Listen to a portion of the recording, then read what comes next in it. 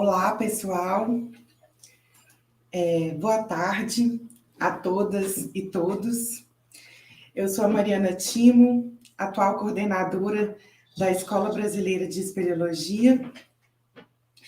E com muita honra vou participar hoje como apresentadora e mediadora da nossa última live em comemoração do Dia Internacional das Mulheres e Meninas na Ciência. O Dia Internacional das Mulheres e Meninas na Ciência é comemorado dia 11 de fevereiro e foi instituído em 2015 pela Assembleia das Nações Unidas, passou a integrar o calendário de eventos, né, das instituições. Sob a liderança da Unesco e da ONU Mulheres, o evento acontece em diversos países, com atividades que visam dar visibilidade ao papel e às contribuições fundamentais das mulheres na área da pesquisa científica e tecnológica, pensando em valorizar o importante trabalho que as mulheres e meninas brasileiras têm desenvolvido na pesquisa científica e tecnológica na área da espeleologia. O grupo de mulheres, chamado de Caverneiras Brasil, em parceria com a Escola Brasileira de Espeleologia, organizaram uma sequência de lives onde as convidadas puderam partilhar as suas experiências e os trabalhos relacionados ao estudo de cavernas. A primeira live aconteceu no dia 12 de fevereiro e foi transmitida pelo Museu das Minas e do Metal. Nesse evento, participaram as caverneiras Eleciânia Tavares, que também é membro do grupo Guana Espelho, Jussara Diniz, que também é membro do grupo Opinião de Espeleologia, fazendo a abertura e o encerramento. Também contamos com a participação de Elisandra Gomig, que é membro do grupo EGRIC. Ela participou conosco fazendo a mediação.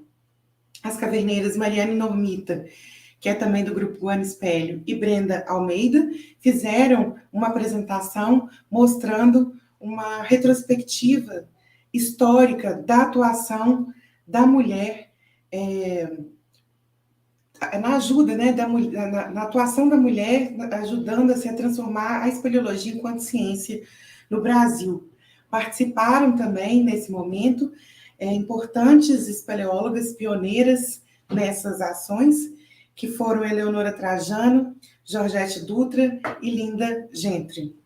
Esse foi um momento muito importante de troca de conhecimento e evidenciou, né, um grande esforço que essas mulheres fizeram para instituir a espeleologia no Brasil enquanto ciência.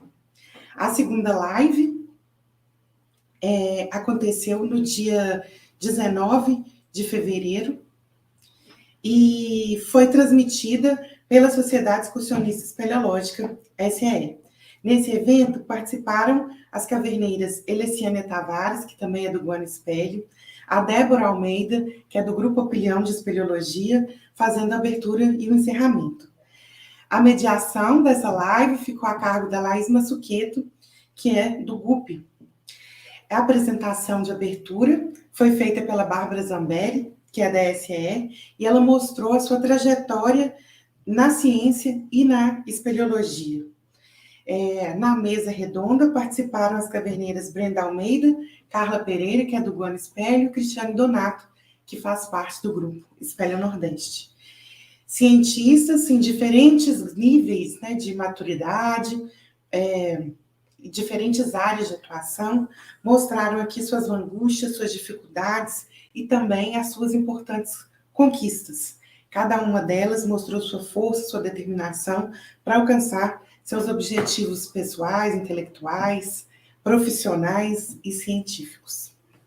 A terceira live aconteceu no dia 5 de março, foi também transmitida pela Sociedade Excursionista Espeleológica e teve a participação das caverneiras Brenda e Débora Almeida na abertura e no encerramento, Tereza Raquel, que é da Sociedade Espeleológica Azimuth, fazendo a mediação.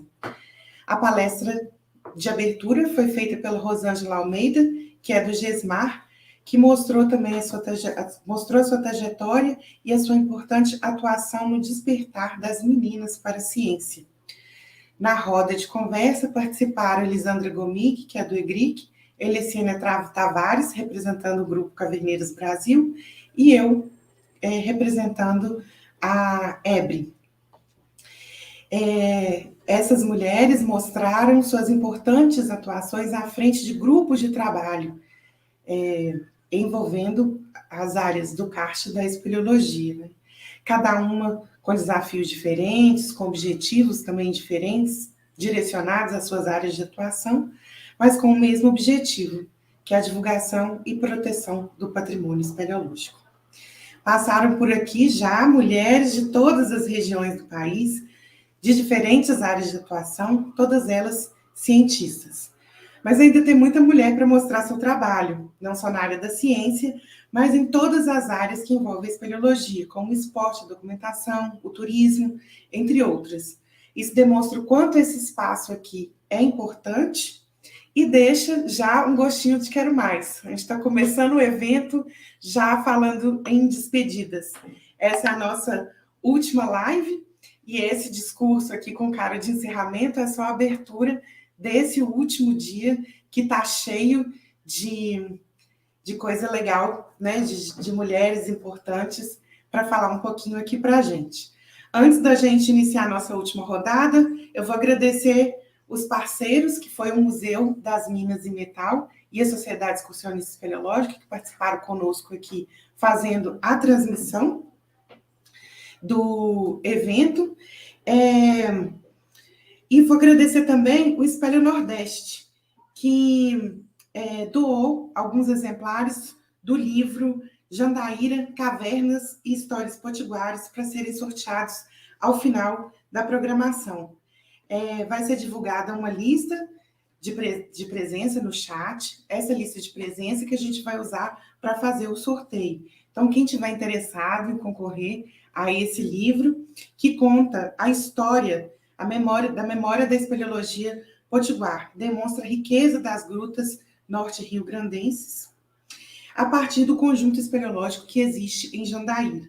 O livro foi construído a partir de um esforço coletivo entre instituições e espeleólogos e é a prova de que juntos a gente consegue chegar mais longe. Juntos, juntas, né?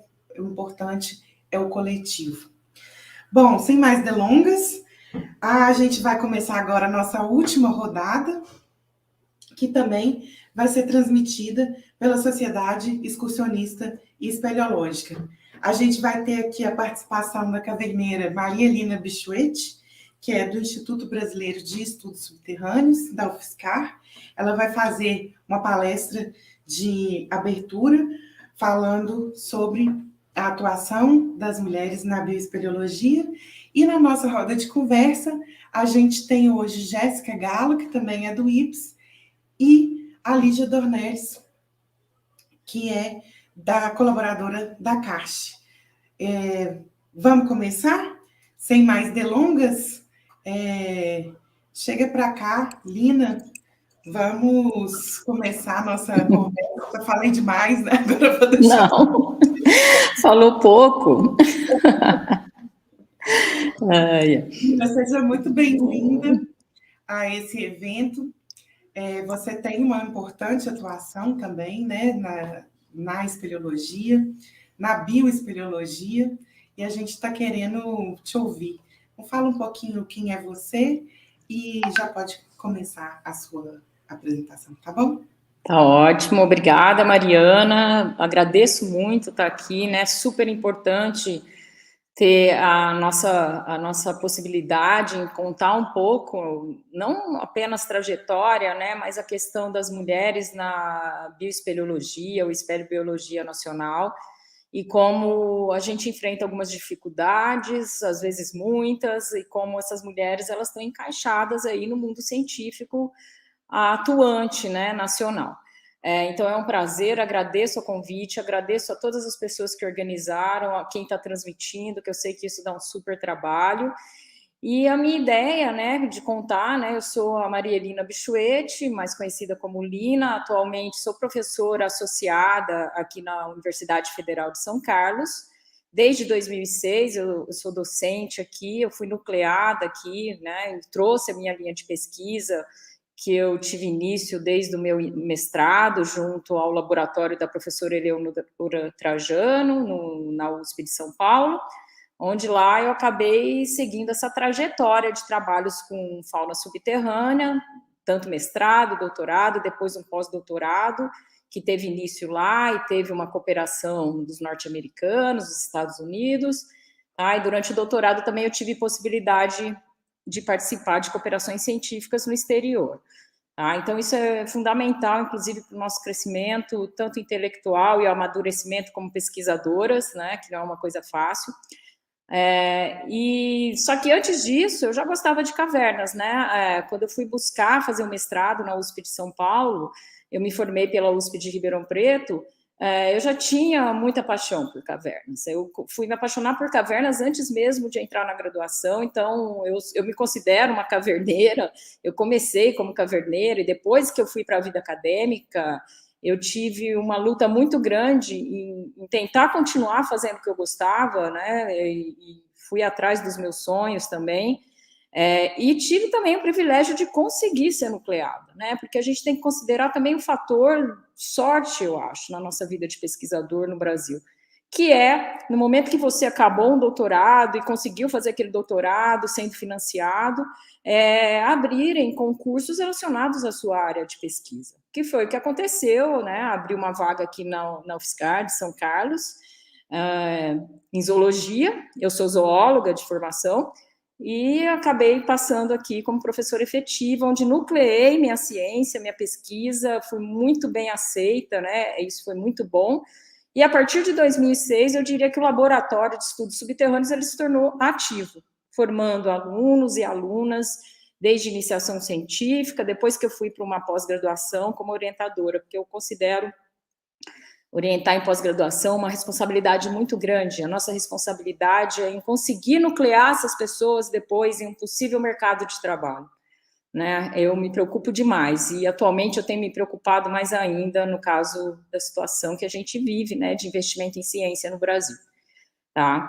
Então, assim, sou muito apaixonada por cavernas, às vezes gosto de ir para a caverna nem para ficar procurando bichos e coletando, né? Só para ter o prazer de estar ali, me sinto em paz, é um ambiente que me deixa muito mais tranquila do que o ambiente externo, tá? E a minha trajetória foi mais ou menos assim, as cavernas são responsáveis por eu ter me tornado bióloga, né? E eu amo a minha profissão de bióloga também, então eu acho que eu sou uma privilegiada, né? E eu valorizo demais isso.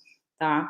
Então é um prazer estar aqui, eu vou tentar contar um pouco essa minha trajetória, né? Eu tive participação de vários atores na minha vida, como você bem disse aí, e isso é uma coisa muito importante, ninguém trabalha sozinho, né? O coletivo e a cooperação ela é fundamental na nossa vida como espeleólogos e espeleólogas, como pesquisadores, como formadores e professores, né? Ninguém trabalha sozinho, então isso sempre me acompanhou na minha carreira, deixei de fazer muitas coisas que seriam mais individuais para partir para um coletivo, e eu acho que isso é fundamental na nossa carreira.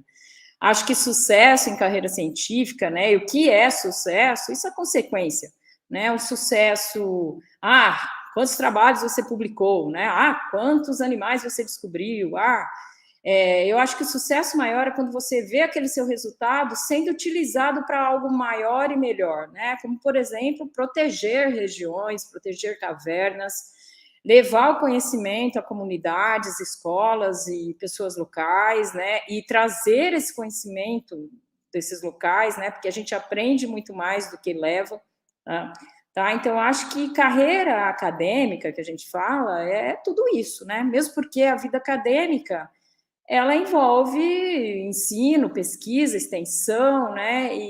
Então a gente tem que conversar em várias esferas, né? Então, para mim, né, é um prazer poder ter um laboratório, poder desenvolver minha pesquisa, poder ter pessoas para orientar em trabalhos acadêmicos, né? Então, por eu valorizar demais esse meu momento aqui, né, atual no planeta Terra, vamos assim dizer, eu fico muito feliz quando também eu sinto isso nos olhos das alunas e dos alunos, né? E as mulheres, elas são muito fortes, né?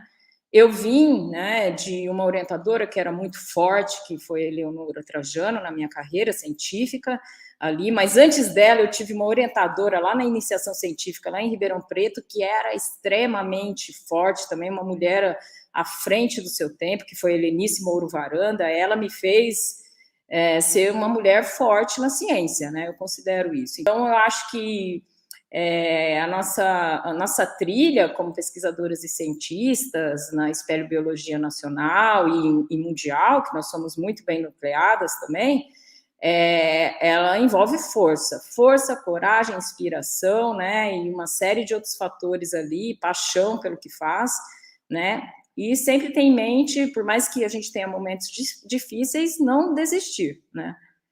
Então, acho que eu vou apresentar aqui, né, uma história, porque eu acho importante. Eu não vou ser a mulher que só fala das mulheres. Eu acho que a gente teve vários atores, e tem vários atores importantes no meio masculino, que estão formando mulheres também, né? Eu vou dar uma pincelada de uma história que eu acho que a gente tem que levar adiante, é uma construção minha, né, que eu quero resgatar todas as mulheres que estejam, ou estão, ou estiveram trabalhando com espeleobiologia no Brasil.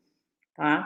E é importante a gente falar que a espeleobiologia no Brasil, ela começou um pouco antes da Eleonora, né? A gente teve estrangeiros vindo para o Brasil, como foi o Pierre Strinati, ele publicou as primeiras listas, né? Mas uma pesquisa nucleada foi começada por mulheres, né? A Eleonora, acho que ela fez a primeira live aqui, vocês tiveram um pouco dessa noção, né? E quando elas começaram, aquele primeiro trabalho publicado pela Eliana Dessen e coautoras, em 1980, a gente considera um marco importantíssimo. Só autoras, só mulheres que iam para a caverna com o Centro Excursionista Universitário, coletaram em várias cavernas do Brasil e produziram as primeiras listas faunísticas.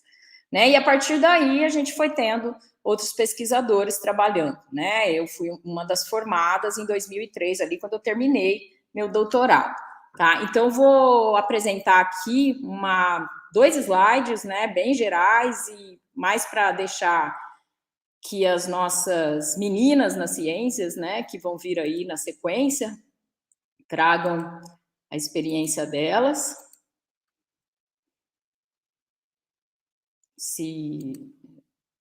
Deixa eu colocar aqui.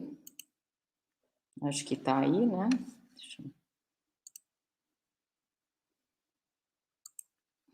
Pronto. Bom, eu resolvi fazer uma brincadeira, né? Buscar um pouco dessa história, essa tabela aí cheia de números. Eu pretendo resumir no máximo 5 minutos aqui para vocês, mas eu considero uma tabela muito importante, né? Que é onde eu estou começando a construir essa história de onde estão essas mulheres, como elas estão sendo formadas, será que elas estão sendo nucleadas? Eu considero uma pessoa como espeleobióloga, ou bioespeleóloga, ou bióloga subterrânea, não necessariamente uma pessoa que já fez um mestrado, um doutorado, né, e está nucleada. A gente tem várias espeleobiólogas, eu chamo de independentes, né, ou seja, aquelas que não necessariamente começaram a sua carreira e tiveram uma iniciação científica num laboratório focado em biologia subterrânea. E a gente tem vários, né, desses casos no Brasil. Tá? Então, aqui eu trouxe os atores principais que ajudam a formar essas pessoas. Né? Eu acho bem interessante, porque a gente, lá naquele momento inicial, né, eu falei um pouco para vocês, aqui a Cecília Torres, que já faleceu há um bom tempo, né? Ela era da turma ali da Eleonora e da Eliana, e elas que construíram ali as primeiras listas faunísticas e ajudaram a nuclear, né? Aqui as instituições, desde quando elas iniciaram as atividades, ou se já estão aposentadas, né? Eliana Dessen ainda está ativa, mas deve estar no momento quase de aposentadoria. E as mulheres que elas formaram, esses números aqui de iniciação científica, mestrado, doutorado e pós-doutorado. Pós-doutorado não é uma formação, mas é um colega, colaborador no laboratório que está, uma mulher, né? Todas mulheres, trabalhando com biologia subterrânea.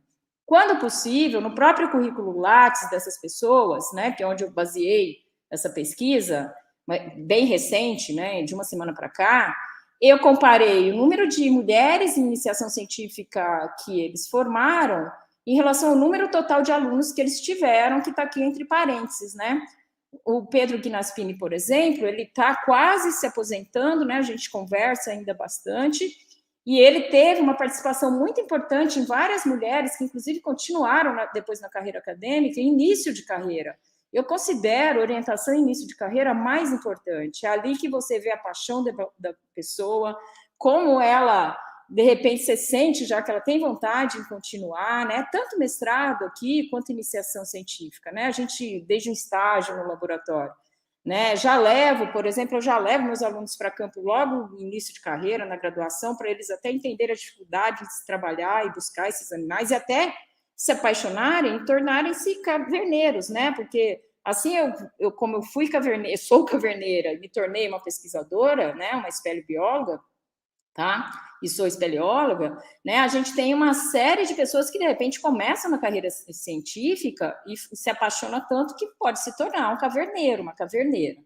Então a gente vê o número de mulheres, mais ou menos, né? Um balanço, né? De 10 mestres formados, 4 eram mulheres, de 7 doutores, 2 mulheres. Né? Aqui, né, eu estou nucleada desde 2006 aqui na UFSCar, né, de 19 iniciações que eu orientei, 11 mulheres, de 13 mestrados, 8 mulheres, de 7 doutorados, 3 mulheres, e atualmente, né, a gente está com alguns pós-doutorandos, sendo que tem o equilíbrio 50-50%.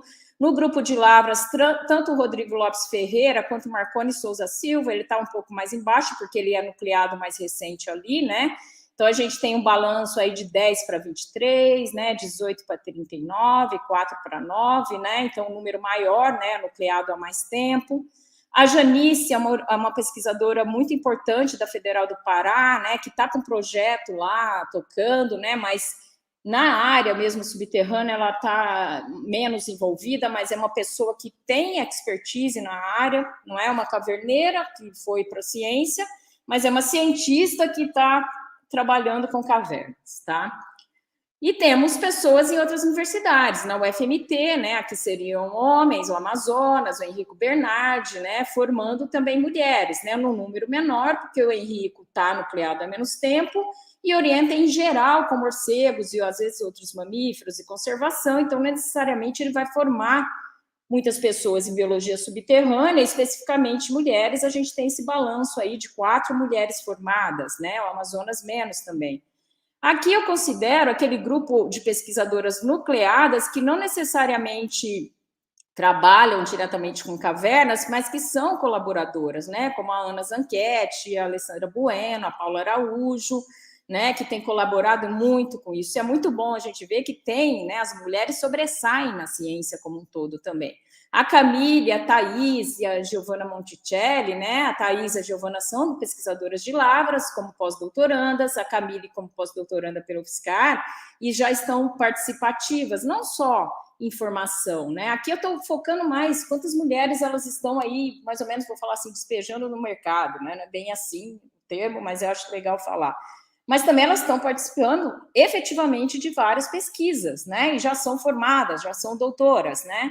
E a Lívia, né, que está lá na Bodoquena, a Valéria Cunha Tavares, que é uma morcególoga, a Renata de Andrade e a Regina Bessi se formaram lá pela USP, são a Renata mais ativa como consultora, apesar de não estar orientando, né, uma pessoa que auxilia em diversos momentos, a Regina e a Lília, que é uma caverneira, uma espeleóloga, mas que boa parte desses animais que estão aí descritos e que a gente tem trabalhado, né, com vários pesquisadores no Brasil, ela é responsável. Então, eu considero uma pesquisadora, né? O que é ser pesquisador, né? Eu tenho que estar nucleada numa instituição de pesquisa, né? Então, isso que é muito importante. O que te faz sentir cientista, né? O descobridor de uma espécie é um cientista, o descobridor de uma caverna é um super pesquisador. Né? Então, eu acho que isso é importante. O que eu vejo, né, o nosso cenário? As mulheres dominam no meio espeleobiológico. E é muito bom ver isso. Por exemplo, né, tem várias mulheres que eu não coloquei aqui, que estão em formação, tanto na Universidade Federal de Lavras, quanto aqui na UFSCar, quanto com a Janice na Federal do Pará, com o Henrico, com o Amazonas, que ele tem formado pessoas na Federal do Mato Grosso, né? Então, a própria Ana, né? Elas estão com várias pessoas em formação, né? Que são aquelas pessoas que estão em nível de mestrado ou de doutorado, né? Que elas não estão contempladas nessa tabela, tá? Então, isso é muito importante. O que as deve incentivar a continuar essa carreira, né? Será que eu vou ter possibilidade de continuar como carreira científica?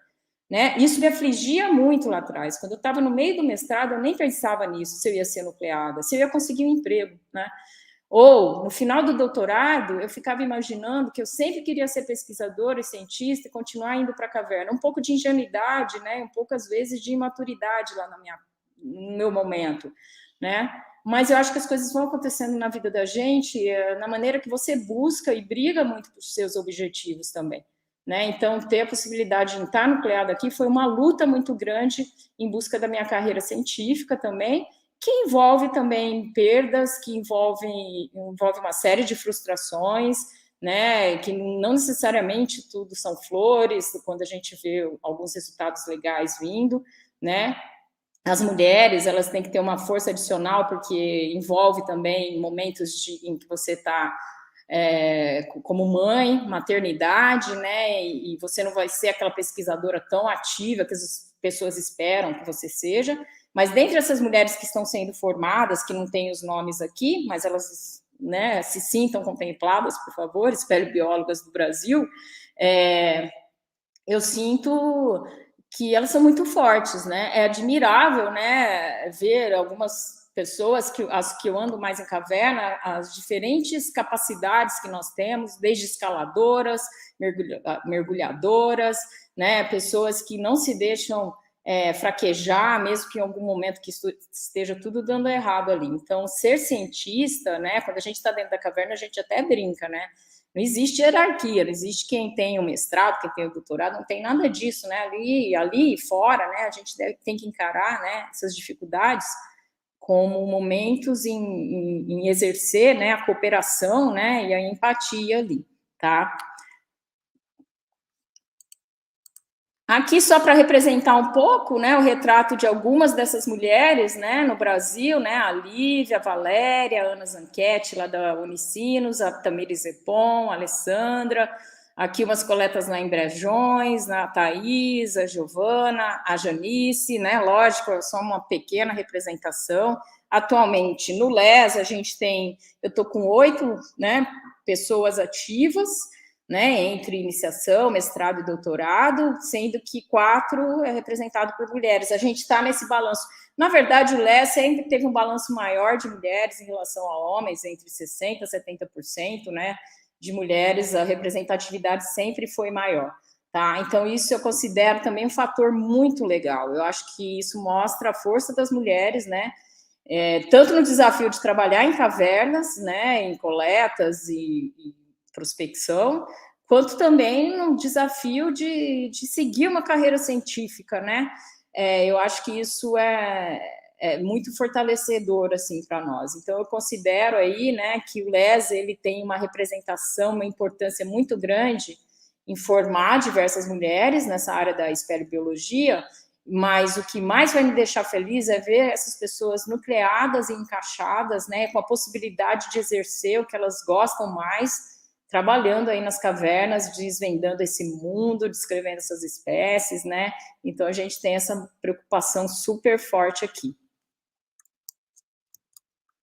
Eu vou parar aqui o compartilhamento.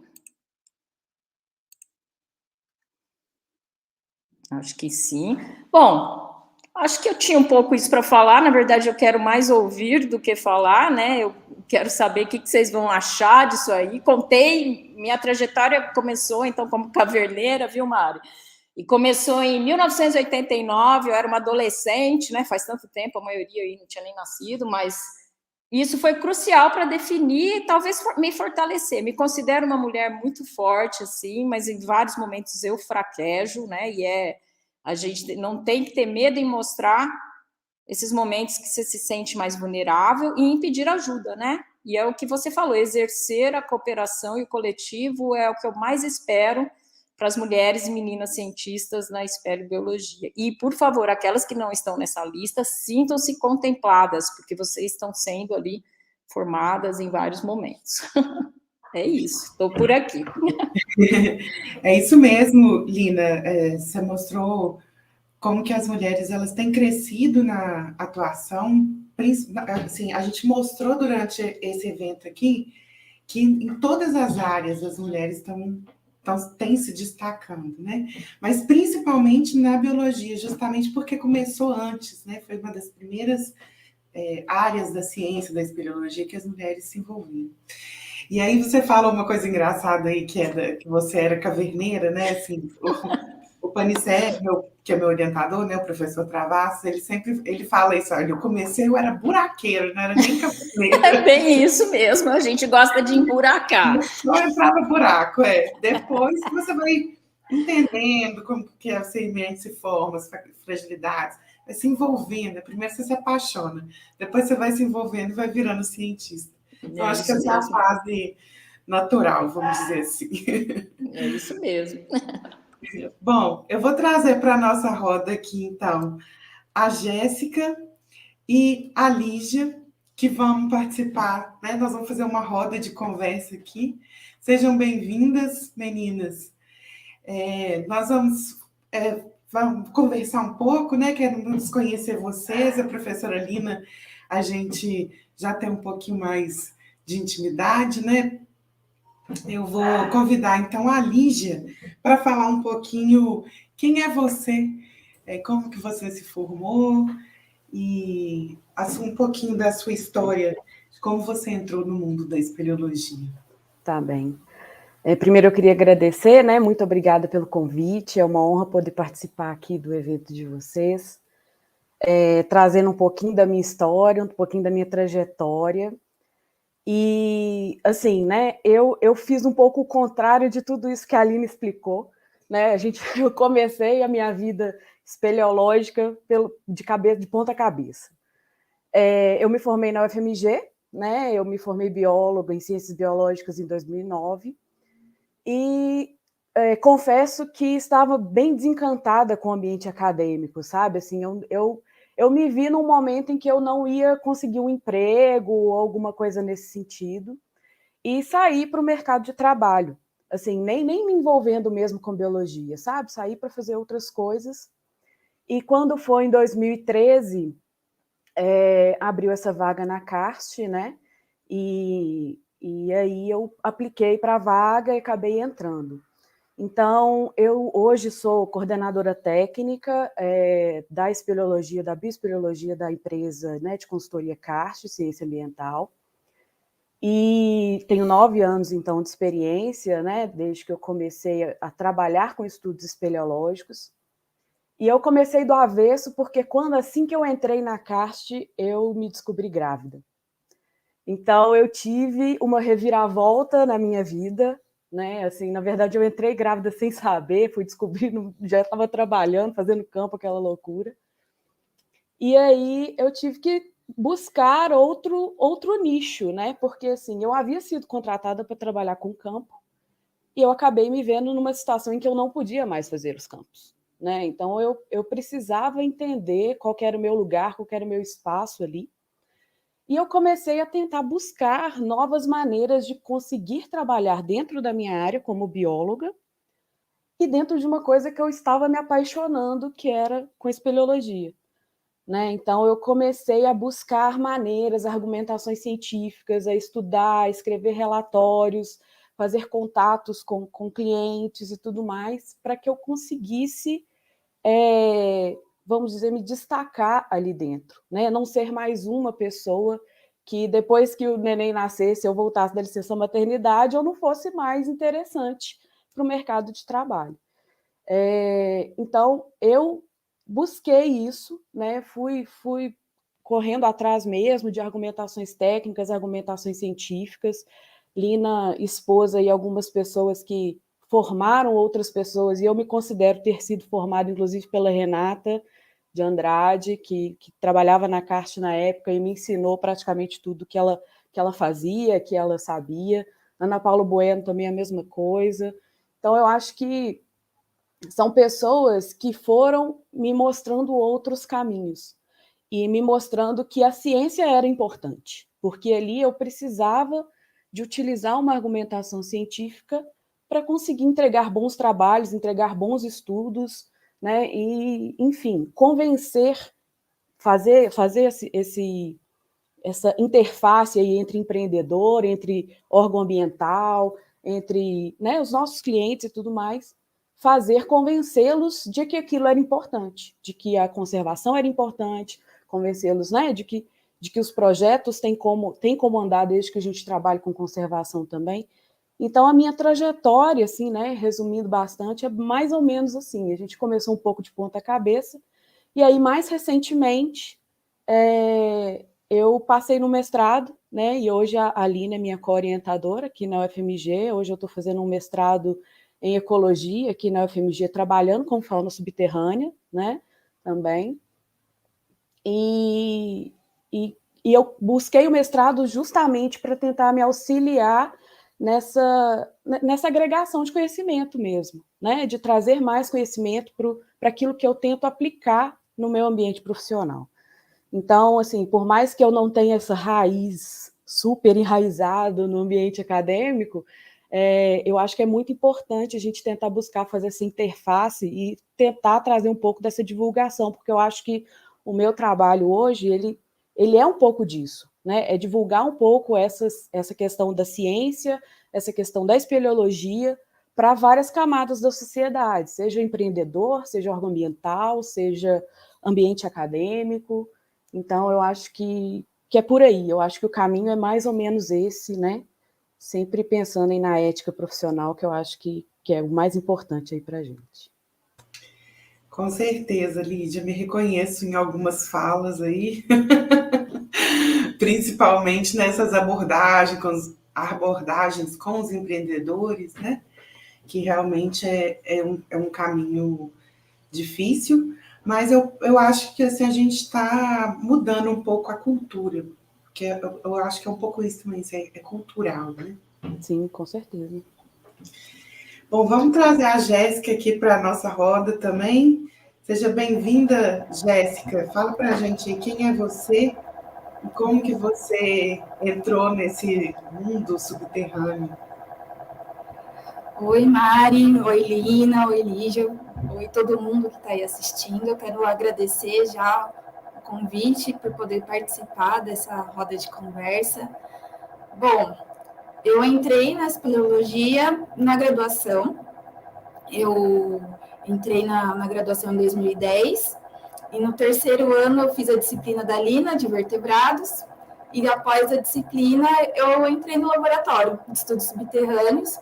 Comecei trabalhando na coleção, era um trabalho mais técnico, né, um estágio ali que eu estava fazendo, e depois de 6 meses convivendo com o pessoal do laboratório, com a rotina, eu sempre fui muito bem recebida, incluída em todas as atividades ali do laboratório, e eu fui me apaixonando pela linha de pesquisa, pelo que eles faziam.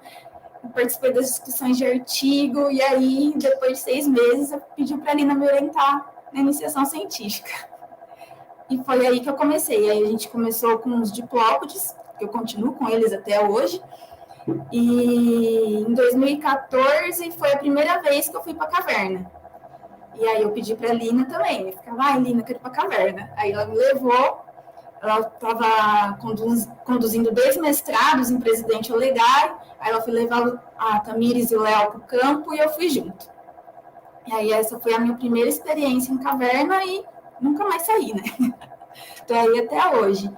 Depois eu fiz uma monografia, né? Me formei em bacharelado em Ciências Biológicas pelo UFSCar e em seguida já entrei no mestrado. No final já da graduação já conversei com a Lina, eu quero fazer mestrado. E aí a gente pensou num projeto que foi conduzido aqui em Altinópolis, né? Falei aqui que eu estou em São Carlos, e perto, nas cavernas em Arenito.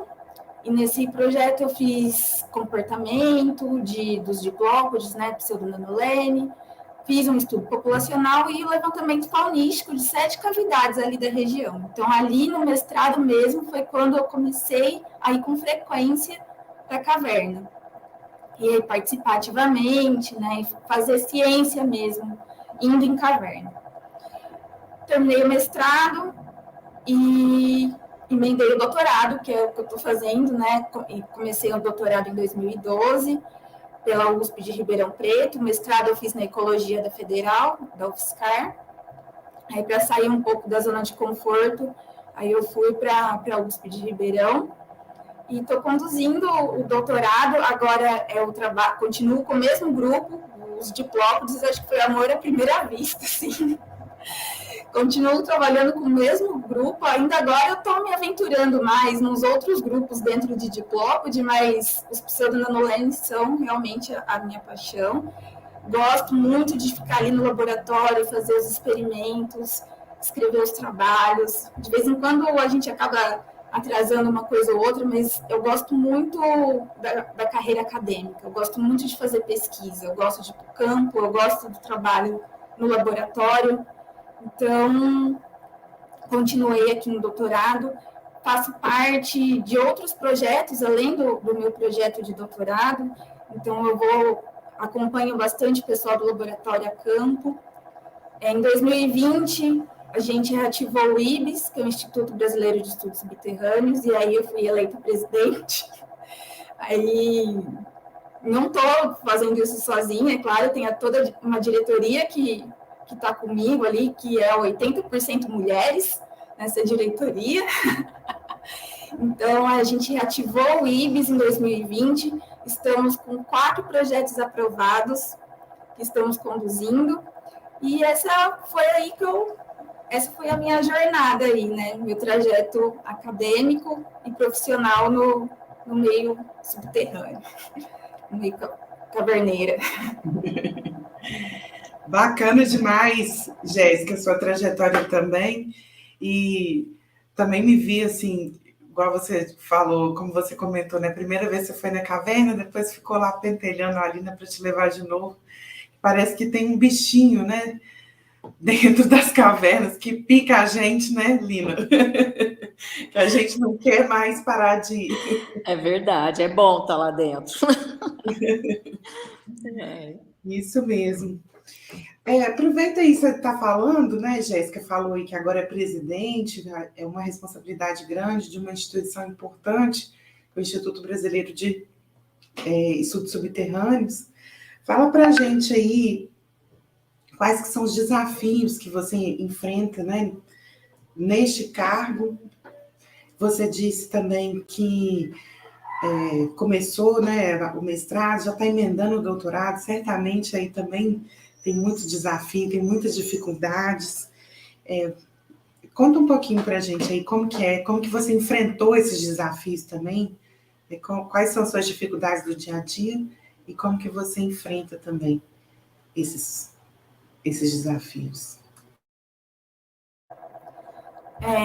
Falando do IBS, né, eu acho que a parte mais difícil é a burocracia, que quando a gente vem de uma trajetória acadêmica, são burocracias diferentes, né? E aí você tem que ir em contador, você tem que ir em cartório, você tem que fazer isso, você tem que fazer aquilo. E aí é sempre um empecilho. Você acha que você está com todos os documentos certos, aí tem um errado, aí volta tudo e faz de novo, não sei o quê. Então, isso, em relação à ONG, assim, eu acho que essa parte é a mais difícil, que é essa burocracia que a gente não é treinado para isso, né? A parte de projetos, a gente já está mais íntimo, porque sempre abre edital, e aí a gente ajuda ali, vamos escrever um projeto, vamos fazer isso. Então, essa parte de projetos, eu sou um pouco mais íntima, mas essa parte burocrática é difícil. A parte de prestação de contas também é difícil, a gente acompanha ali nessas prestações, e é uma parte que você tem que ser muito organizado, né? E cupom fiscal da viagem tal, não sei o quê, recibo de diária, então são burocracias necessárias. E é nessa parte que as coisas se linkam, né? Dos projetos e da ONG. Agora, academicamente, quando eu comecei a minha iniciação científica, eu tinha dificuldade, porque a maioria dos artigos ali de diplópode era em francês ou em alemão. Então, ainda bem que na minha época já tinha Google Tradutor, porque era complicado. Porque a gente vem falar na escola, não, na escola você tem que aprender inglês é a língua universal, e não sei o que, você chega ali, não é bem assim. Existem outros idiomas que são pioneiros e são importantes. Então, eu tive essa dificuldade, né? Na hora de estudar morfologia, anatomia ali dos bichos, tinha muita coisa que era descrições de espécies, inclusive espécies brasileiras que foram descritas por franceses. Então, eu tinha que ler aquilo. Então, foi uma dificuldade. Mas, de maneira geral, eu fui muito bem amparada no laboratório. Então, as dúvidas que eu tinha ali, a Lina e os meus colegas, eles já me ajudavam. Acho que é isso, assim. Entrando em caverna, no começo eu tinha um pouco de medo. Então, eu não era aquela pessoa que já ia na frente, ia vendo tudo. Eu tinha um pouco mais de cautela, e isso eu fui me soltando conforme eu fui entrando mais em caverna. Hoje em dia, eu já vejo o buraco, falei, vou ali ver o que tem ali, já tenho mais essa desenvoltura, mas antes eu não tinha, não. Eu acho que, então, um desafio também foi superar esse medo. Tenho medo de cobra. Isso eu acho que é importante falar, porque de vez em quando a gente encontra cobra em caverna. Então, isso daí é uma dificuldade que a gente está lidando aí, mas quem sabe um dia a gente supera. Dou uma chorada, bebo uma água e continuo o trabalho.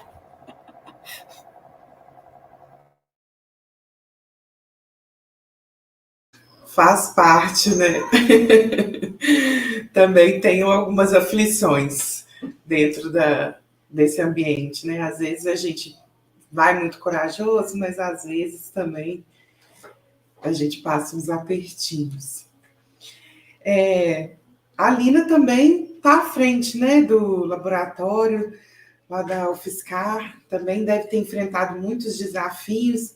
Eu vi lá na tabela que você colocou que você está desde 2006, né? Então era uma época também em que a espeleologia não era tão falada, tão reconhecida como hoje. Hoje a gente ainda tem alguns problemas, mas acho que a gente já avançou muito. Então, imagino que você também tenha passado muitas dificuldades, e a ideia ainda deve ter, né? Conta pra gente um pouquinho. Sempre tem, né, Mário? Eu acho que, assim, apesar, 2006 para cá, né, 16 anos quase, eu entrei em agosto de 2006. Parece que é pouco tempo, né? Já nos anos 2000, já várias tecnologias ou várias possibilidades, mas é um tempo que parece em anos pequeno, mas eu acho que a gente teve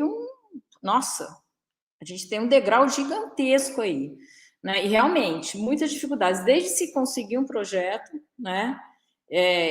A maioria dos meus projetos, quando você entra no meu currículo, é de órgãos de fomento, seja FAPESP, aqui no estado de São Paulo, CNPq, né? Eu sempre fui muito financiada por eles, né? E desde quando entrava um aluno de iniciação científica, eu já pedi uma bolsa de iniciação científica, em vários momentos eu consegui essa bolsa de IC na FAPESP, isso era bom, porque o aluno já se sentia bem. Eu tenho muito isso em mim, né? Quando o aluno vem para o laboratório, eu penso que eu tenho que dar algum tipo de troca, né? A bolsa é uma troca, né? Não é um salário bom nem nada, mas ele tem que se sentir também valorizado.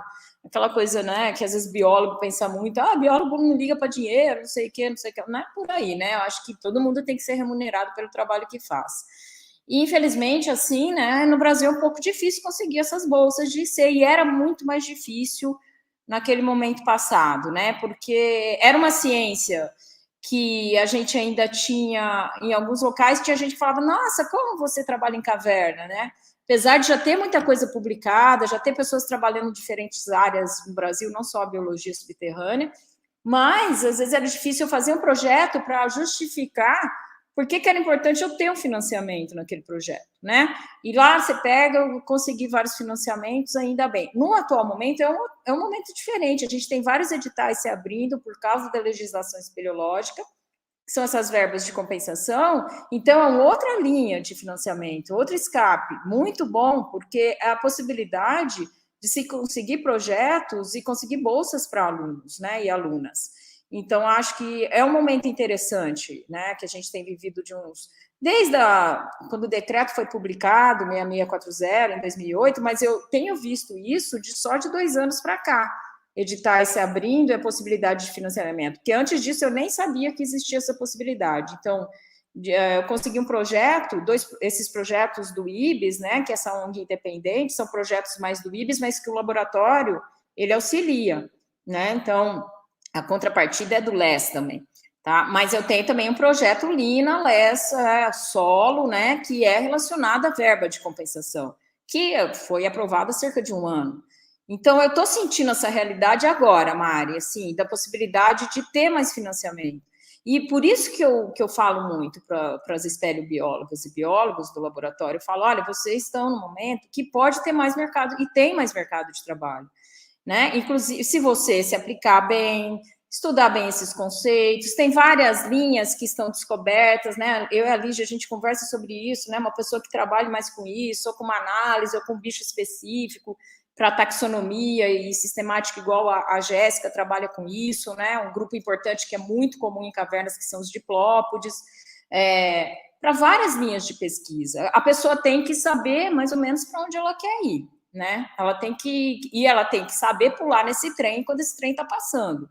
Então, a gente está num momento, Mário, que eu acho que está um pouco melhor. A gente está com problemas ambientais brasileiros, né, fenomenais e outras coisas, mas a possibilidade de financiamento, ela está melhor, para, inclusive, ter bolsas e formar mais pessoas para irem para o mercado de trabalho.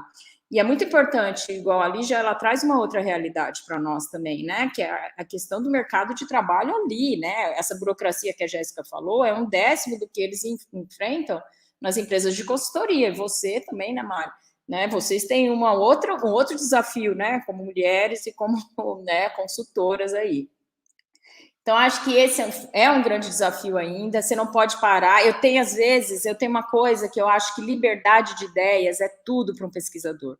Então, às vezes, eu estou aqui olhando para um peixe, eu já penso num projeto diferente, que é mais ciência básica do que aplicada, às vezes, e fico pensando, nossa, tem que conseguir um projeto desse. Mas eu tenho um caderno de anotação aqui, desde o início do mestrado, de ideias, que eu sei que eu não vou executar. Então, assim, às vezes chega um aluno, eu falo, vamos fazer esse troço aqui, né? O que você acha? Alguns topam, outros não se empolgam muito, outros desistem um pouco no meio, mas faz parte, isso é uma frustração de nós também, mulheres cientistas, quando o aluno larga tudo, quando o aluno não encara aquele desafio igual você, mas ser humano, né? Você tem que saber lidar. E acho que esse é o maior desafio. Também tenho vários medos, eu acho que ter medo é respeitar o ambiente, né? Então, vários momentos, eu tive um momento que tinha um peixe lá para buscar, eu me equipei para descer o abismo, eu estava prontinha, no momento me deu um negócio que eu falei, eu não vou descer, e não desci. Né? Aquela coisa de você falar, eu acho que eu não devo descer, babá, e não desci. Mas o peixe chegou na minha mão do mesmo jeito, né? Mas eu não desci. Então, assim, e eu não tenho vergonha em falar dos meus medos quando eu estou em expedição com colegas e homens. Isso nós mulheres não temos que ter, mesmo que aí você falar, vou me sentir fraca e diminuída. É o oposto, às vezes a gente está sendo o alicerce, a força ali na expedição e nem está sabendo, né? Mas eu ainda acho que a espeleologia, não só brasileira, mundial, é muito masculina, né? Eu chamo de masculinizada ainda. Né? Então, eu acho que a gente ainda tem um pouco esse ranço aí, né? Mas eu acho que as mulheres, elas conseguiram e têm quebrado bem. As mulheres mais pioneiras fizeram muito bem isso, né? Aqui eu exalto a Eleonora Trajano, que ela fez um mestrado com morcegos cavernícolas, que ela ia sozinha para o campo. Né? Ela me contava lá que ela tinha um gurgelzinho, ia lá para o petar, armar rede para morcego.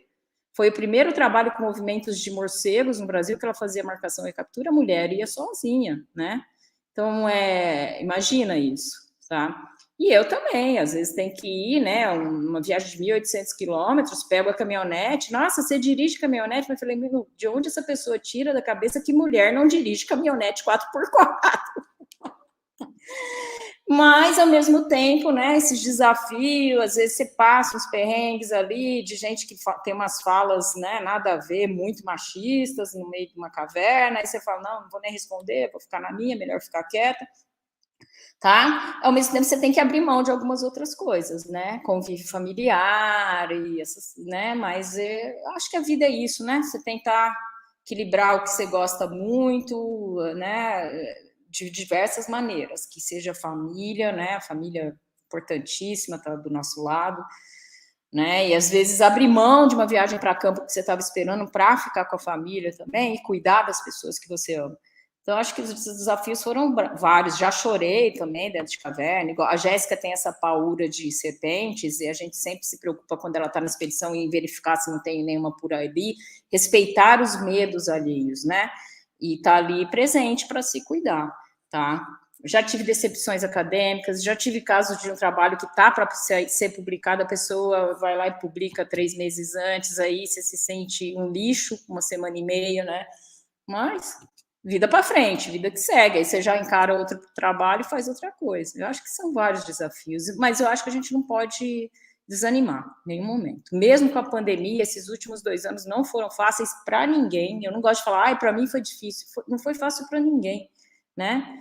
Quem pegou, inclusive, né, às vezes até 2 vezes, né, sofreu muito, né, Lígia? Eu peguei uma, por enquanto, e a Mari acho que também, mas, tipo, você continuando ali, né? Muita gente foi trabalhar em casa, com família, com filhos, né?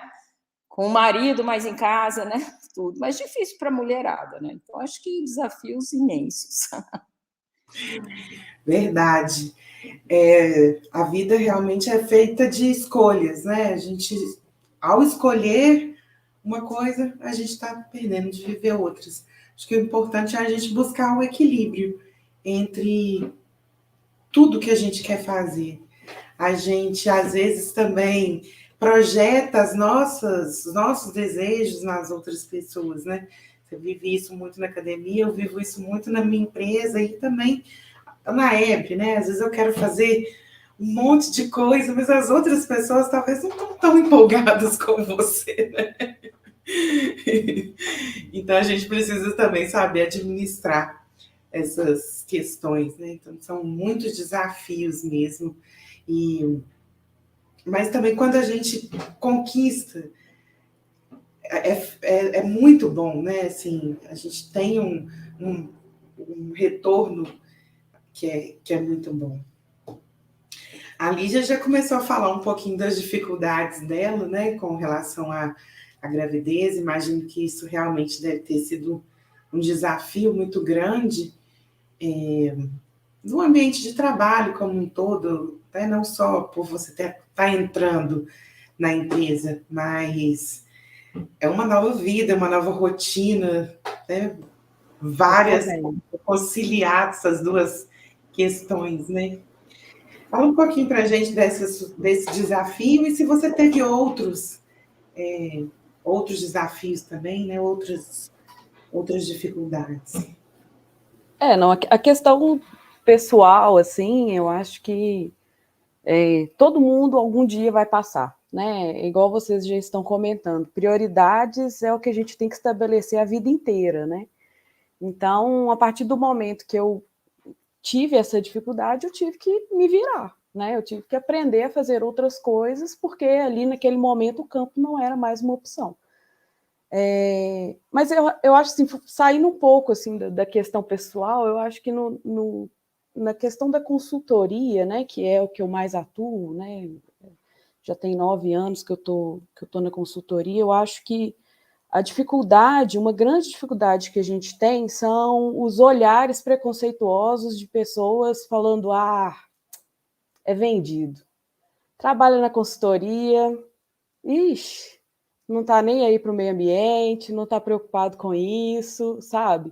E eu percebi isso muito quando eu voltei para a academia, assim, nas disciplinas que eu fiz, sabe, nas discussões dentro da universidade, que é muito diferente, é uma bolha, sabe? Eu acho que a gente tem o tempo todo que tentar fugir um pouco dessa bolha e perceber que existem outras questões do lado de fora, existe um mundo do lado de fora acontecendo, né? Então, eu acho que uma das coisas que às vezes me frustram, né? A gente está comentando aqui de frustrações e de medos e de inseguranças e tudo mais, é essa briga incessante que a gente tem que ficar falando, não, gente, eu não sou uma vendida. Muito pelo contrário, eu fico o tempo todo buscando alternativas e soluções da melhor forma possível, da maneira mais sustentável possível.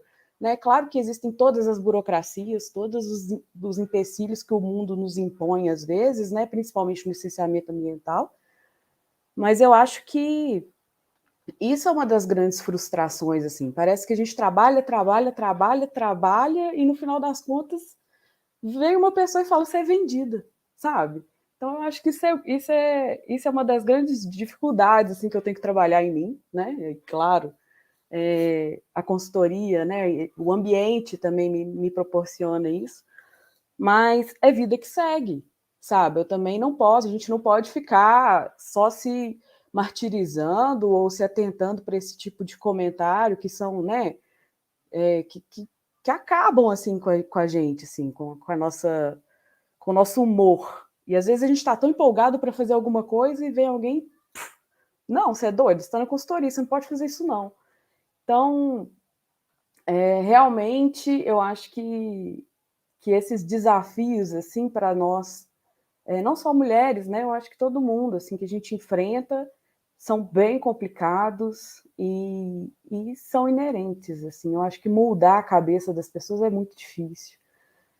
Isso é muito da cultura, né, das questões que cada um vive, que cada um presencia e tudo mais. Mas é tentar fazer as coisas dentro do equilíbrio possível, dentro da melhor maneira possível, né, dentro daquilo que você acredita que é certo.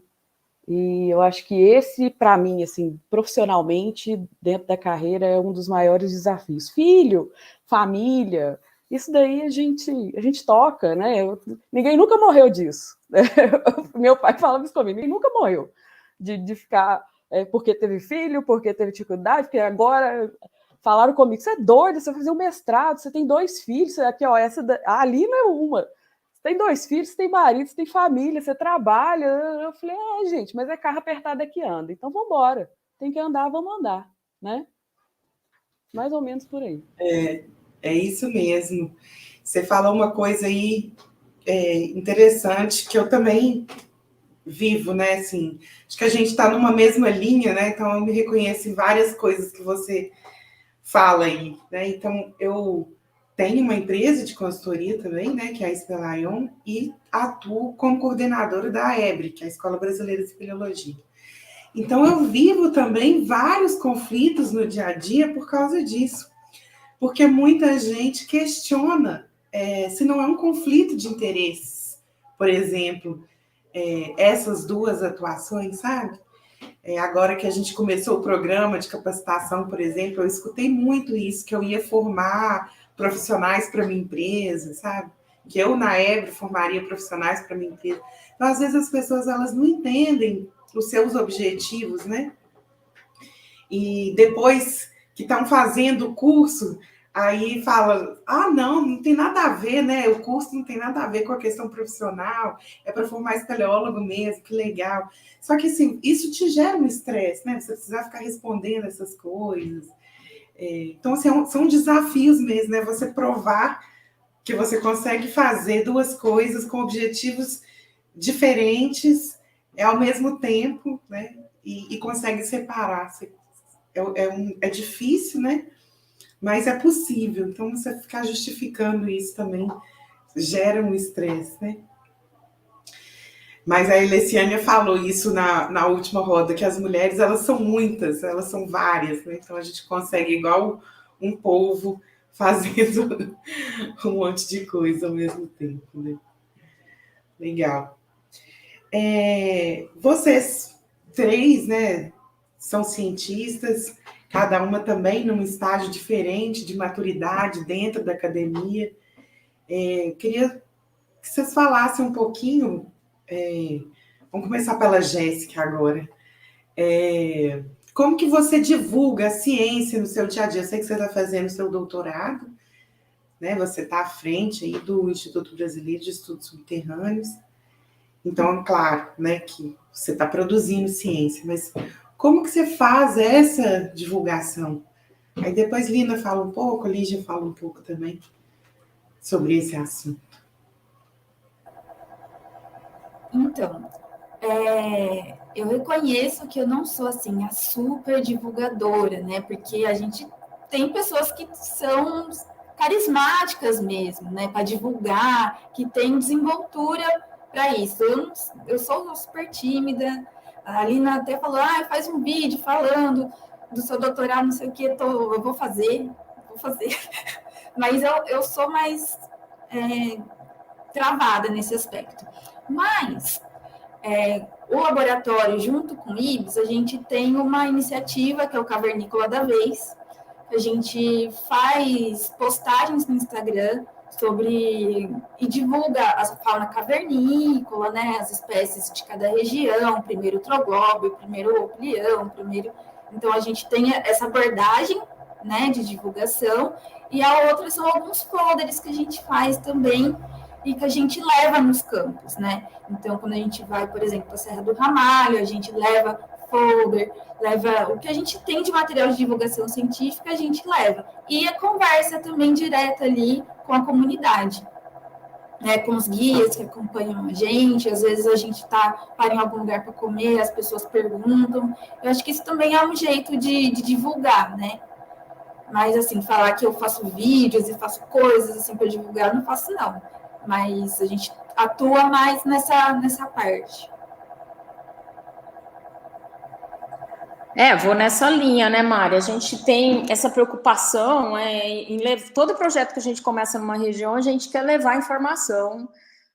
Um feedback nosso é fundamental, porque a gente está tendo tanto conhecimento deles lá, né? Desde me mostrar onde é uma caverna, eu falar, eu vi um bagre branco lá não sei aonde, ou não sei o que, tem um buraco lá não sei aonde, né?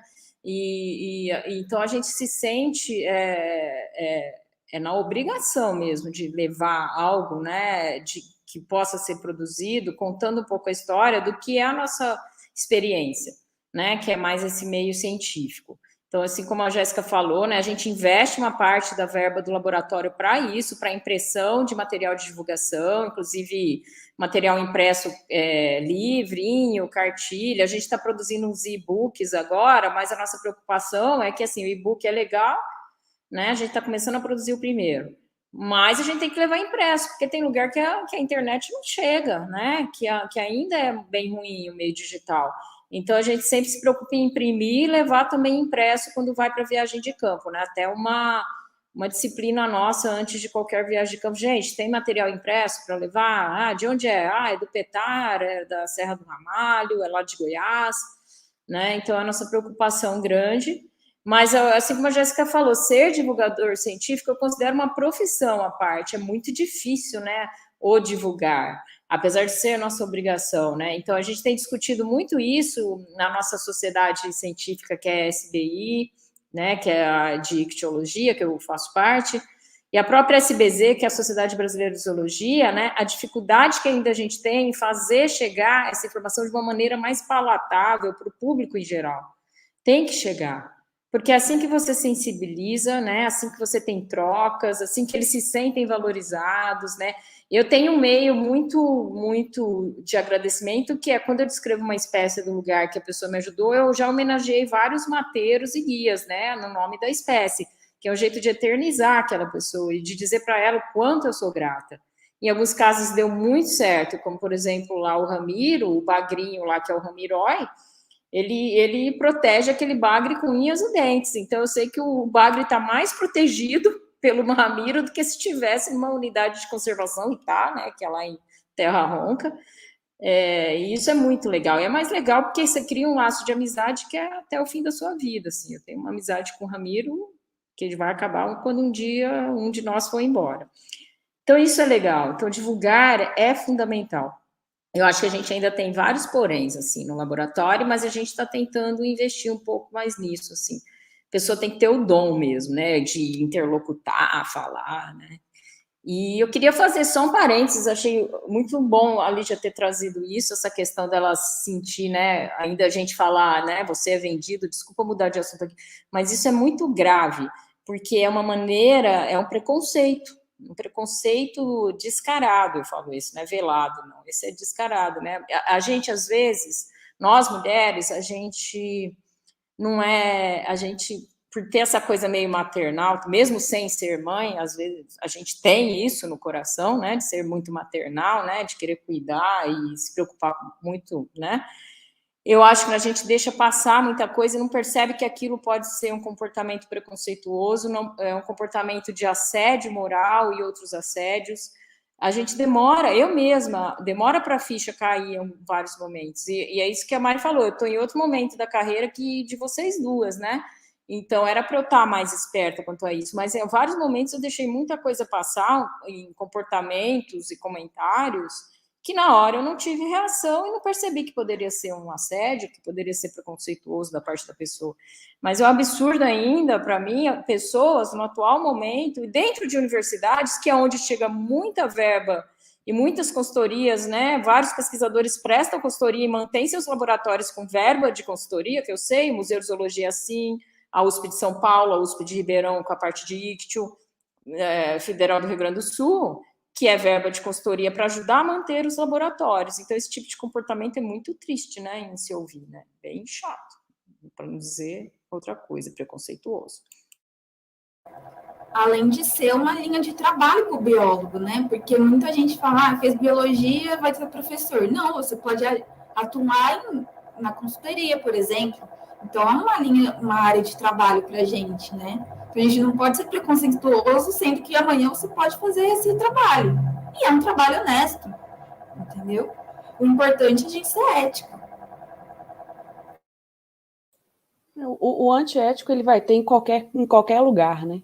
O antiético você vai encontrar ele, seja na consultoria, seja na academia, seja em qualquer lugar, né? Eu acho que o que importa realmente é o profissional que você é, independente da sua área de atuação, né?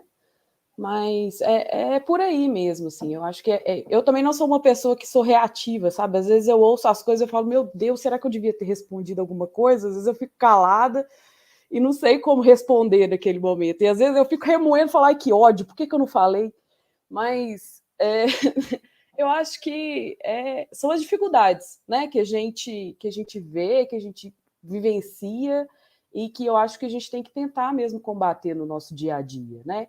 De mostrar por A mais B profissionalmente, com trabalhos bem feitos, com trabalhos, né?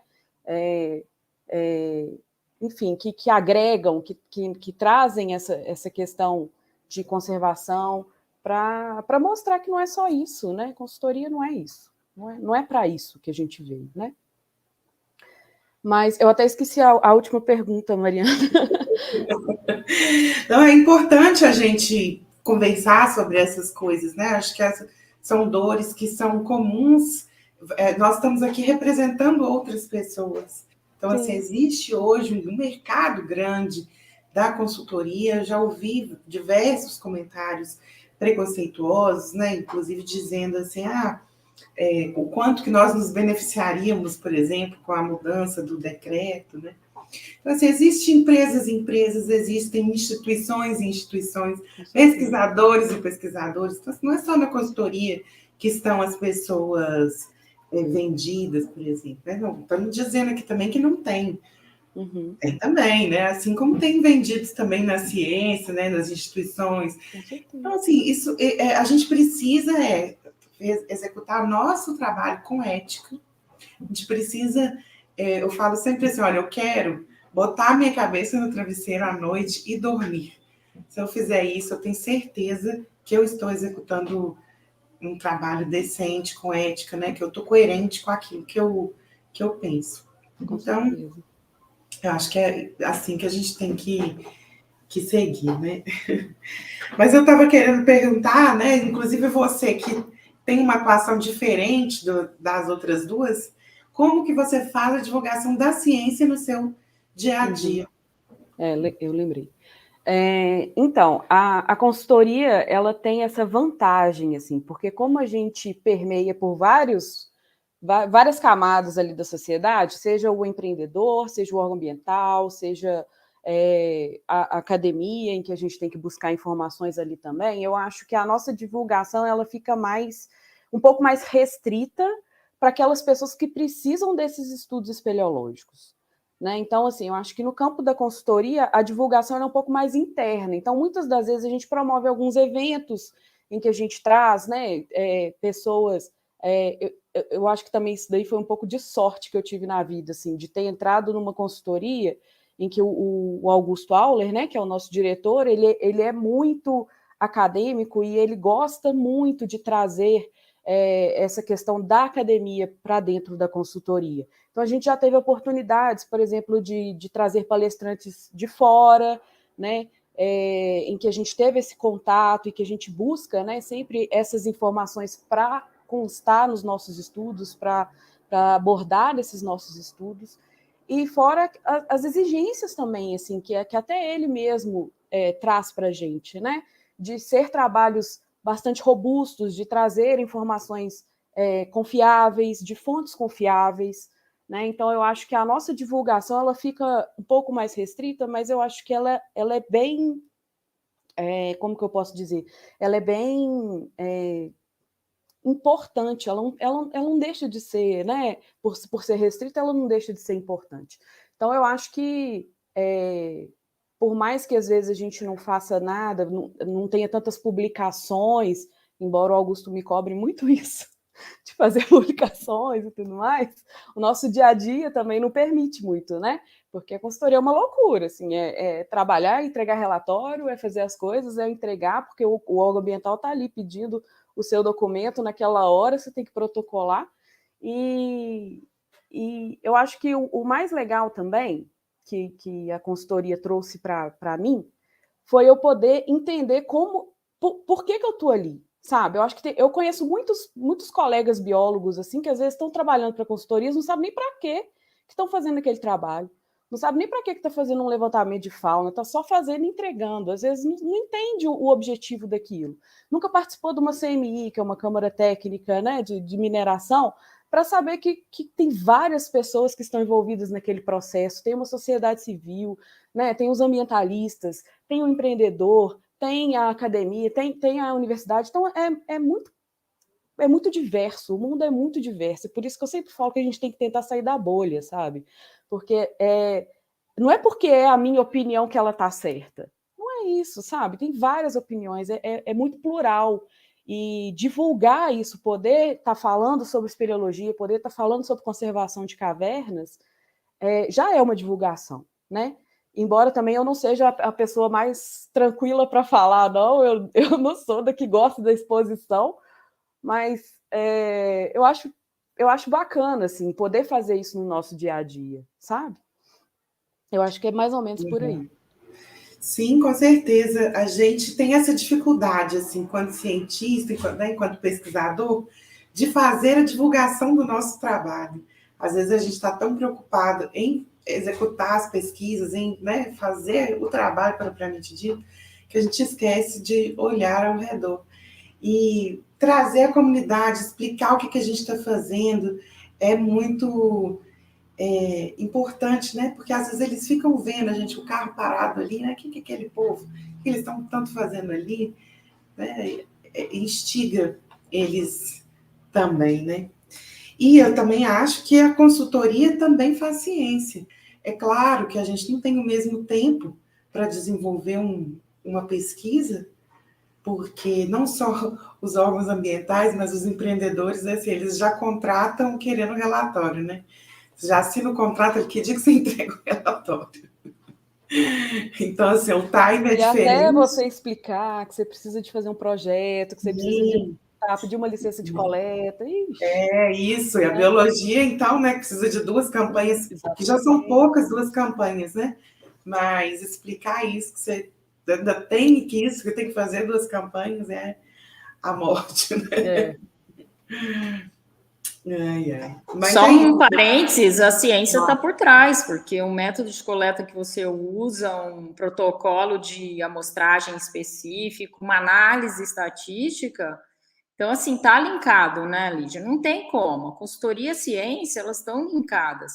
Então, não tem como escapar, né? Claro que se você for a fundo e se tornar uma expertise sua mais aquela área, aquela análise, né? Eu sou um mega bom em análises R de metacomunidades, né? Aí é outra história, porque aí esse cara também pode embasar, essa pessoa pode embasar vários outros trabalhos, né? Como cientista. Né? Mas concordo com a Lígia, muita gente está na bolha ainda. Não é o meu caso, porque eu nunca fiquei na bolha, porque eu acho que a vida acadêmica tem 3 pilares: é ensino, pesquisa e extensão. Extensão é isso que ela está falando. E o nosso laboratório, desde que a gente está aqui, a gente se preocupa demais com extensão, né? Porque para que produzir conhecimento? Igual, para que você produz? Para quem? Para quê e para quem? Né? Descrever uma espécie. Qual a função disso? Principalmente, né, claro, tem a questão científica, taxonômica, os conceitos, né, mas também tem a questão qual que é a aplicação disso, né, tanto para a espécie, quanto para a população, quanto para o mundo, quanto para o ambiente, né, e isso tem que emanar do trabalho, não é só dizer tal espécie, né, sinto isso também, muita gente na bolha. Bolha, tem que estourar essa bolha. Tem que estourar essa bolha. Olina, aproveitando aí que você está falando, a Alessiane fez uma pergunta aqui no chat para você e para a Jéssica. Qual ou quais os desafios que vocês encontram para fazer a divulgação científica no trabalho de vocês? Eu encontro resistência de alunos que não querem se aventurar nesse meio. Né? Eu chego lá e falo, nossa, vamos fazer isso aí, né? Vamos divulgar, vamos fazer um infográfico, né? Com tanto agora a possibilidade que a gente tem de fazer essas coisinhas, até com um infográfico mostrando como se faz uma coleta, né? Resistência, às vezes, isso que a Lígia falou foi legal, porque às vezes ela falou que tem biólogo lá que chega e não sabe nem o que está fazendo. Isso na vida acadêmica também, às vezes, por mais que você insira a pessoa no projeto, tem gente que não adianta, que parece que está no mundo paralelo ali e que não tem compromisso igual outros têm, né? E aí a gente tem que saber equilibrar isso. Mas eu sinto essa resistência e eu sinto falta de investimento e preocupação em termos gerais para o Brasil na divulgação científica. Por exemplo, editais específicos para divulgação científica, eu falo aí no caso da pesquisa, para pesquisadores, né? Até essas verbas de compensação, né? Abrir algo específico também para a divulgação científica, né? De repente por regiões no Brasil, né?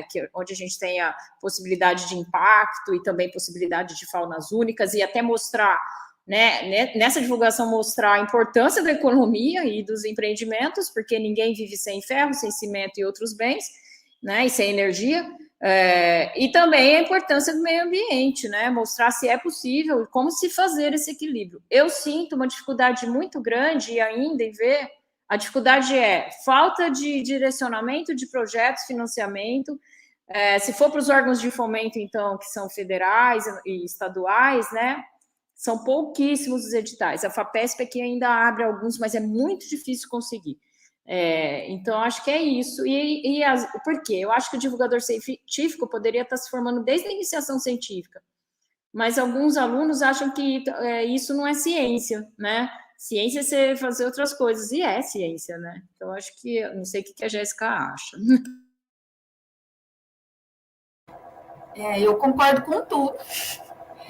E uma outra dificuldade também, que eu acho que é grande, é você transformar o texto num texto que a população vai compreender, né? Porque não adianta você chegar e ficar falando um monte de palavra grande, bonita e tal, e a pessoa ler e não entender aquilo, né? Então, é uma preocupação que a gente tem quando a gente faz os folders, os textos, de deixar o texto de um jeito que as pessoas possam entender. E isso exige treino, né?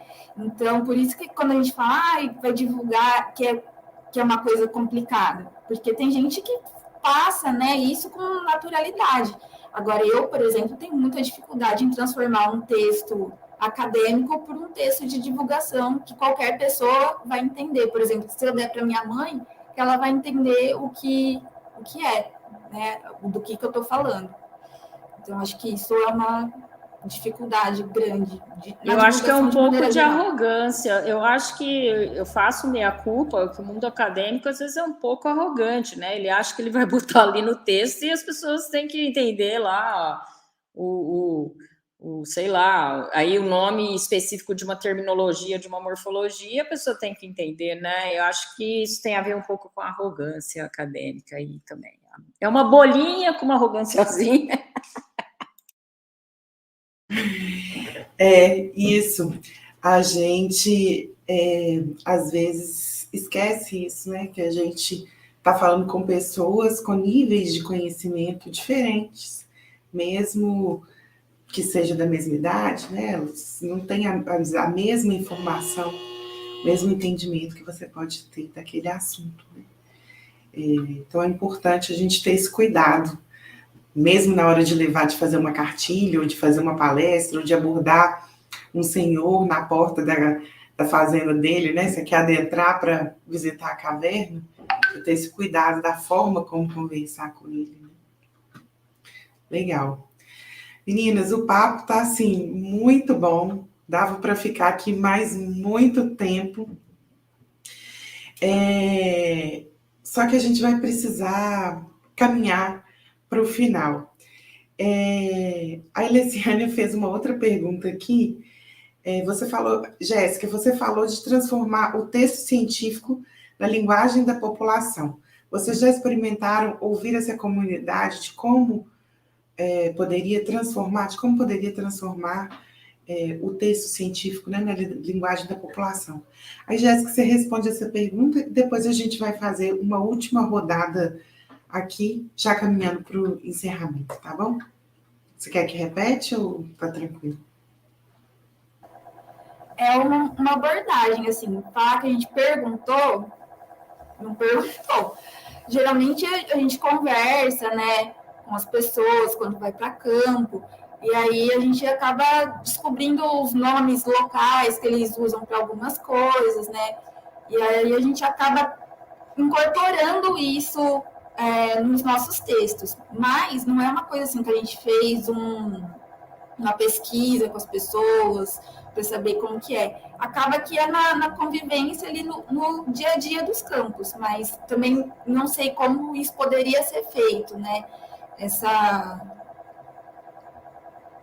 busca, né? Como poderia ser passado de uma maneira mais fácil. Não sei como essa pesquisa poderia ser feita, entendeu? Mas nos textos que a gente faz é baseado nessa convivência, né? Na experiência mesmo de ir para os campos e conversar com essas pessoas. Eu acho que como vocês também desenvolvem as pesquisas no mesmo lugar, muito tempo, vocês acabam convivendo com as pessoas locais e conseguem entender, perceber o que é que elas pensam. A gente na consultoria já é um pouco diferente, que cada dia está num lugar diferente. Por mais que a gente, lá em Espelaion, a gente atua muito na região de País. Então, desde que eu abri a empresa, em 2007, a gente nunca deixou de frequentar lá, né? A gente sempre tem um projeto lá. Então, ali é tipo o quintal de casa, né? A gente conhece todo mundo, passa na rua cumprimentando as pessoas, né? Mas isso não é algo normal, que cada dia a equipe não está num lugar diferente, então você realmente não tem esse contato. Mas eu acho que na academia você volta muito no mesmo lugar, então você acaba também tendo essa aproximação com a comunidade, acaba entendendo a linguagem deles, né? Bom, meninas, vamos fazer aqui a nossa rodada final. Eu esqueci uma coisa no começo, que era muito importante, que deveria ter sido feita. A gente tem algumas pessoas nos assistindo que têm algumas dificuldades especiais, né? Então, eu deveria ter pedido para vocês fazerem uma autodescrição no início da live. Como eu não fiz, vamos fazer uma dinâmica assim de encerramento, né?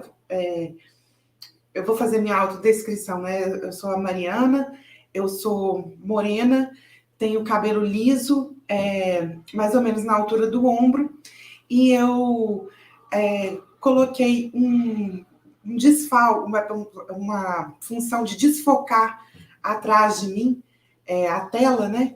Para mudar um pouco, tá meio bagunçado aqui o meu fundo. Eu tô de blusa preta.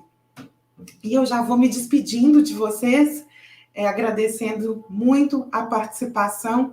Acho que foi mais um dia incrível, onde a gente escutou aqui também histórias muito interessantes. Cada vez eu tenho mais certeza de que a gente precisa de ter mais esses espaços. Então, eu vou fazer aqui, rodando uma ordem de relógio, né? Para mim, que eu estou vendo a tela. Então, vai ser Lina, Jéssica, depois a Lígia, e a gente encerra. Aí, cada uma faz a sua autodescrição. Eu gostaria que vocês falassem, assim, quais perspectivas que vocês têm para o futuro e se despedisse para a gente passar para a última etapa dessa live, que é o nosso encerramento. Bom, eu sou uma mulher branca, tá? Tenho cabelos ondulados na altura dos ombros, os cabelos são meio castanhos claro, escuro, tenho os olhos castanhos, e atrás de mim aqui, né, não tá desfocado, eu tenho alguns quadros com alguns peixinhos ali, tá? Então é isso. Queria também agradecer, acho fundamental, né, abrir esse diálogo, foi super prazeroso para mim, né, não foi aquela coisa pesada, né, acho que nós mulheres e mulheres cientistas, a gente tem que se reunir mais, nos fortalecer em diversos grupos, eu até criei uma logotipo aqui para Espelho Biólogas, né, porque eu faço parte de um grupo que são as ictiomulheres, que são as mulheres na ictiologia, super forte, um grupo com centenas de mulheres aí participando no Brasil, né? Então, acho que a gente tem que ter um grupo, as caverneiras, elas podem abraçar as diversas linhas de pesquisa aí das mulheres, né? Então, eu fiz um logotipozinho aqui para as espeleobiólogas também, e eu espero que a gente se encontre muito, né, presencialmente também, né, volte aí, estamos voltando ainda bem, e nos fortaleçamos aí cada vez mais. É isso, obrigada, viu? Bom, então, eu sou a Jéssica, eu sou uma mulher negra, de cabelo crespo, na altura do ombro também, eu uso óculos, estou com uma camisa bege, o fundo aqui da sala onde eu estou é a minha escrivaninha, com umas prateleiras, com os livros. Acho que é isso. E eu quero agradecer, né, o convite, foi muito bom, foi uma experiência ótima para mim participar dessa conversa. Espero que continue ocorrendo cada vez mais e que a gente possa estar ocupando todos os espaços que a gente queira mesmo, sempre. Então, muito obrigada e vamos continuar firme e forte. Bom, encerrando, né, Mariana? Eu sou a Lígia, eu sou uma mulher branca, cabelo longo, liso, também olhos castanhos, estou com uma blusa listrada e o meu fundo também está desfocado pela bagunça do meu quarto. E eu queria, encerrando aqui, eu queria agradecer, né, a oportunidade, é uma honra poder participar dessas conversas, dessas trocas. Eu tenho muito orgulho da profissional, da pessoa que eu me tornei, e eu tenho certeza que eu só me tornei quem eu sou hoje pelas mulheres fortes que me guiaram até aqui, né? E aí eu tenho a Lina como exemplo, eu tenho mulheres, Renata de Andrade, Ana Paula Bueno, que me ensinaram dentro da CARST, tem outras mulheres que trabalham comigo, Tatiana Souza, Larice, gerente, que são mulheres super fortes e que dão conta do recado e que seguram o boi pelo chifre e que me inspiram, né? Eu acho que ser mulher hoje em dia é inspirador. A gente tem várias histórias aí que a gente pode buscar e, né? É muito bacana assim, a gente poder falar sobre isso. Obrigada pela oportunidade, viu? E eu estou à disposição. Muito obrigada, meninas. Foi, assim, incrível mesmo. Estou até arrepiada aqui. Eu me emociono muito fácil. Acho que gratidão também é uma coisa que a gente, né, assim, deve valorizar. E sim, você ter esse reconhecimento, né, essa sensibilidade de olhar para trás e ver quem te colocou nesse lugar que você está hoje, né? Então, parabéns a todas nós, né, que estamos aqui. Eu vou tirando vocês aqui para a gente dar continuidade à nossa live. Mais uma vez, muito obrigada. Bom, pessoal, para a gente finalizar, então, o nosso último dia, já com tristeza aqui, né, o coração pequenininho, apertadinho, eu vou me despedindo também.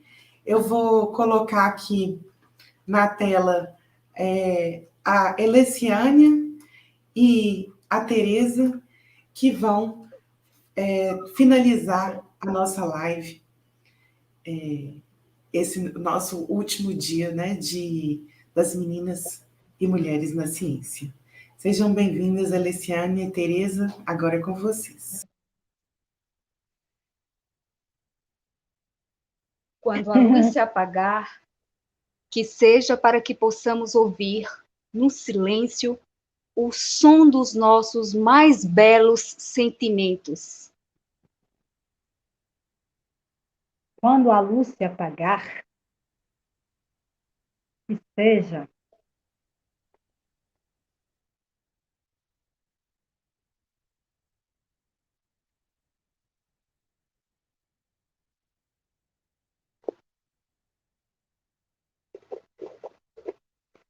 Quando a luz se apagar, que consigamos lembrar que cada fenda e cada fratura dos paredões rochosos serviram para reiniciar um novo ciclo da vida geológica.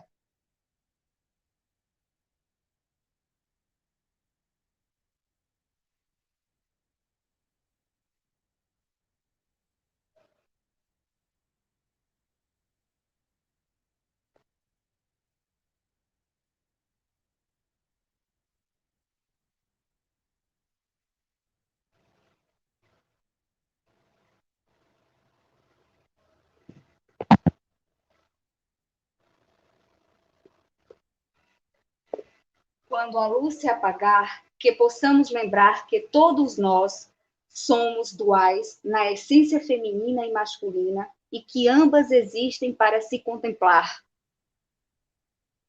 quando a luz se apagar, que seja para sentirmos que estamos seguros do lado do outro e da outra, e que tenhamos a certeza que que o faz belo é o diverso e a diversidade.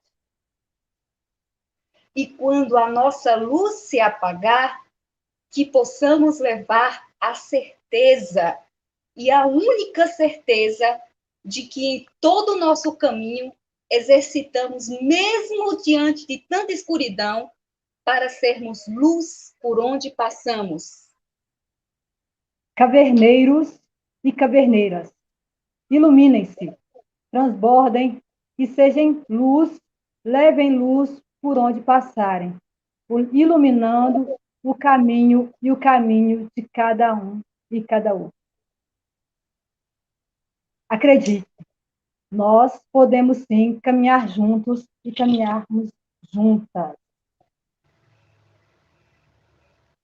Então, né, é muito emocionante chegar aqui nesse último dia. Só um minutinho, gente, que a gente fica aqui com a tecnologia mexendo numa parte e outra.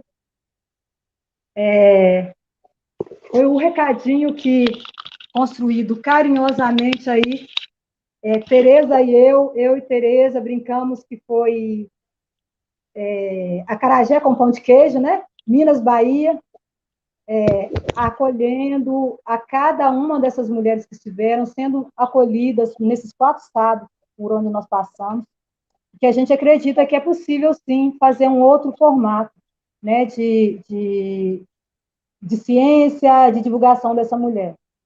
É interessante lembrar que eu ia até colocar, quando eu cheguei hoje, eu falava assim, tão na correria, né, Lina, Jéssica e Lígia. Eu acabei me esquecendo os nomes, como assim? Eu falei, gente, nós somos muitas, né? E às vezes a gente acaba se colocando em várias funções, se exercendo em várias funções. Mas quando a gente divide, a gente distribui, o peso fica menor, e foi o que foi feito a construção desses 4 encontros, né? Fica aí com um gostinho de quero mais. Sabemos que temos muitas mulheres que precisam ser divulgadas nesse espaço, e nós falamos da ciência nesse mês, né? Mas lembrando que mês de abril é mês do esporte, mês de maio é mês das mulheres, das mães, então, assim, que nós possamos voltar aí em outros momentos e mostrar essa importância dessas mulheres.